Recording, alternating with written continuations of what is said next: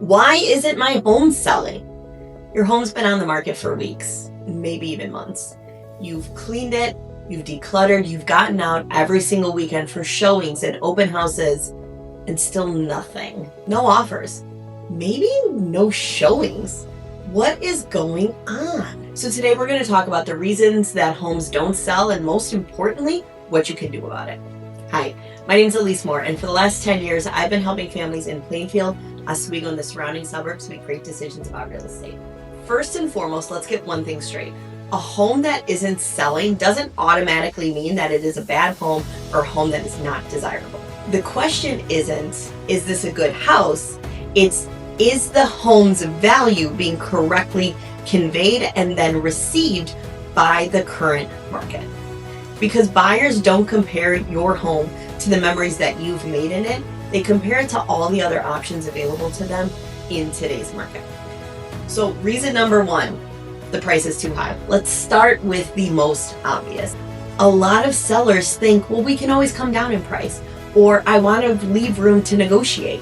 The problem is that pricing it too high means that the right buyers don't even see it. For example, you may happily accept $500,000 for your home, but you want to leave some room to negotiate, so you price it at $525,000. Well, a buyer that's looking with a top-end budget of $500,000 that'll happily pay that price for your home doesn't even see it. It's not even on their radar because they're not looking that high. The buyers that are shopping at $525,000 are comparing your home to every other home available at $525,000, and they just don't see the value. So now you've completely lost both groups. Reason number two, the condition doesn't match the price. This is where things can get a little bit uncomfortable, because today's buyers are stretched, dealing with higher insurance costs and higher interest rates than you probably had when you purchased the home. The cost of living is just generally higher right now. And buyers are willing to pay a premium for homes that are move-in ready. And move-in ready doesn't mean that your kitchen needs to be completely brand new and everything needs to have been done. But if buyers immediately walk in and see worn out carpeting and scuffed up walls or deferred maintenance, they start mentally subtracting from what they'd be willing to pay for your property. Reason number three is poor presentation. Buyers shop online first. Before they even consider coming in to see your property, they've looked at it online for a long time typically. It means that your photos matter. It means that the marketing matters. It means that the details being correct in your listing matters. If your listing isn't generating the right kind of excitement online, buyers aren't even going to step to the front door. Reason number four, buyers see better options available to them. This is the one that I see surprise sellers most often in today's market. Your competition and what you should be pricing and positioning your home based on isn't last month's sales. It's what's currently available today, which means it changes every single day. If 3 new homes hit the market in your neighborhood that offer more than yours does for the same price tag, buyers shift their focus immediately. The market is constantly changing and you need to be in front of it. Reason number five, they just can't get into it. Buyers can't get in to see your home. It's really hard for them to fall in love with it. And so if you're limiting showings to only during daytime hours, or only 2 evenings a week, or an hour on the weekends, it's really hard to get the deal done.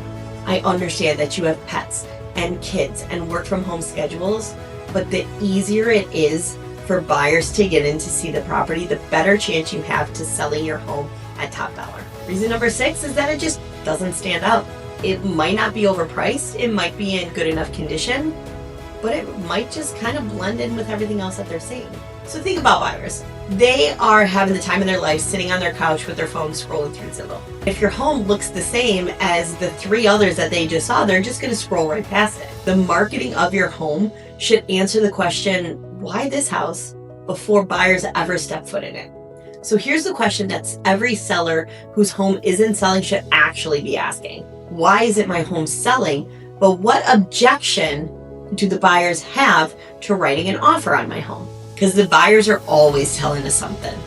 Sometimes it's that the price is too high, or the competition is too good. Or if they're not even showing up to it, probably doesn't entice them online, which means your marketing has a problem.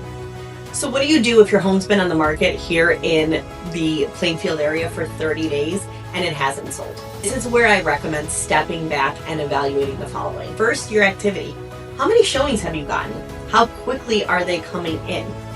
For most homes in our area, you should be getting, if the market is responding well to your listing, between 8 and 12 showings in your first weekend on the market. Next is the feedback. What are the buyers saying? Are you getting consistent comments about the same thing over and over? Or is it just kind of a one-off and maybe specific to the buyer? Use that information to decipher what's going on. Then we look at competition. What's on the market right now? Are you in a small segment that is just saturated with competition? Are you trying to compete with your resale home against brand new construction?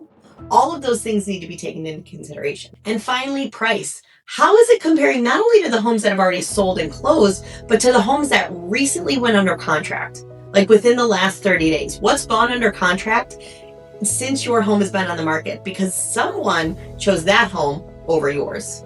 One of the biggest mistakes that I see sellers make is getting emotionally attached to the original strategy.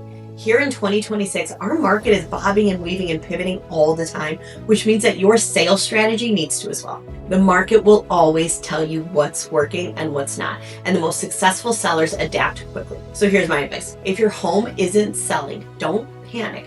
Don't assume that the market's broken or that the market's crashing, and don't assume that you don't have a great property. Usually there's one or two specific things that can be addressed in order to right the ship pretty quickly. Key is being willing to look at the data objectively and make quick decisions that are going to continue you moving forward. If your home isn't selling or you're thinking about selling and want to avoid all of these things altogether, click the link below, fill out your information, and we'll be in touch. We're here to help.